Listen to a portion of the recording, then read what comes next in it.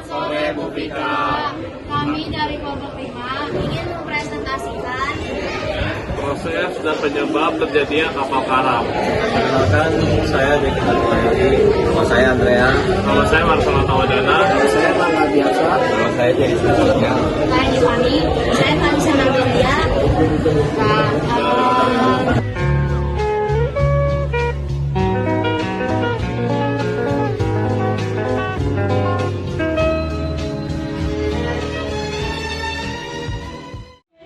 Oke baik, jadi di sini saya Kalisa Nabelia akan membacakan paragraf pertama.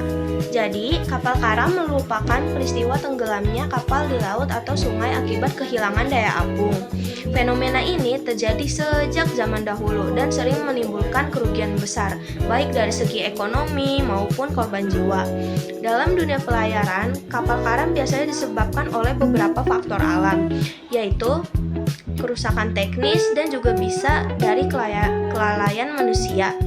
Secara ilmiah, kapal karam terjadi ketika tekanan air laut yang masuk ke dalam kapal lebih besar daripada kemampuan kapal untuk tetap mengapung di permukaan air.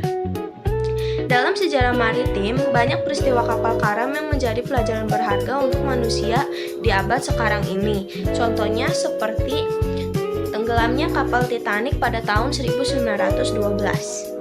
Ilmiah, laut memiliki sifat dinamis karena dipengaruhi oleh angin, arus, dan tekanan atmosfer. Ketika terjadi badai atau gelombang tinggi, kapal akan menerima tekanan kuat dari air laut. Gelombang besar yang datang secara terus-menerus dapat membuat kapal kehilangan keseimbangan. Ombak yang tinggi menyebabkan kapal miring ke satu sisi sehingga air laut mulai masuk ke lambung kapal.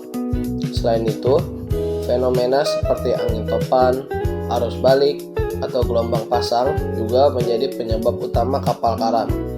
Dalam beberapa kasus, kapal menabrak karang tajam atau gunung es di perairan kutub, yang menyebabkan lambung kapal sobek. Ketika lambung kapal terbuka, air dengan cepat masuk ke bagian dalam kapal dan menurunkan daya apungnya.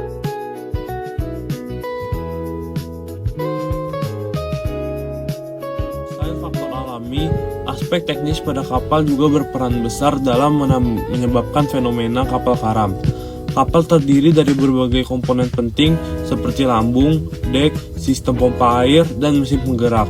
Jika salah satu komponen tersebut mengalami kerusakan, keseimbangan kapal dapat terganggu. Misalnya, lambung kapal bocor akibat korosi karat atau tabrakan. Air laut yang masuk melalui celah tersebut akan menambah beban kapal dan mengurangi daya ampung. Kapal juga dapat karam apabila sistem pompa air rusak, sehingga air yang masuk tidak bisa dikeluarkan secara cepat. Kesalahan manusia menjadi salah satu faktor dominan dalam maraknya kasus kapal karam. Kelalaian dalam membaca kondisi cuaca, mengabaikan peringatan dari Badan Meteorologi, Klimatologi, dan Geofisika (BMKG), atau memaksakan perjalanan ketika cuaca buruk, merupakan contoh nyata kesalahan manusia. Selain itu, kesalahan navigasi seperti mengambil jalur berbahaya berkontribusi besar terhadap risiko kecelakaan laut. Di beberapa kasus, awak kapal tidak menjalankan keselamatan standar (SOP) sebelum berlayar. Kapal yang diawasi oleh awak kapal dengan pelatihan yang kurang memadai juga cenderung tidak siap menghadapi keadaan darurat. Kapal karam merupakan fenomena kompleks yang tidak hanya disebabkan oleh faktor tunggal, melainkan oleh kombinasi antara faktor alam, teknis, dan manusia. Dalam dunia pelayaran modern, berbagai upaya telah dilakukan untuk mencegah terjadinya peristiwa ini.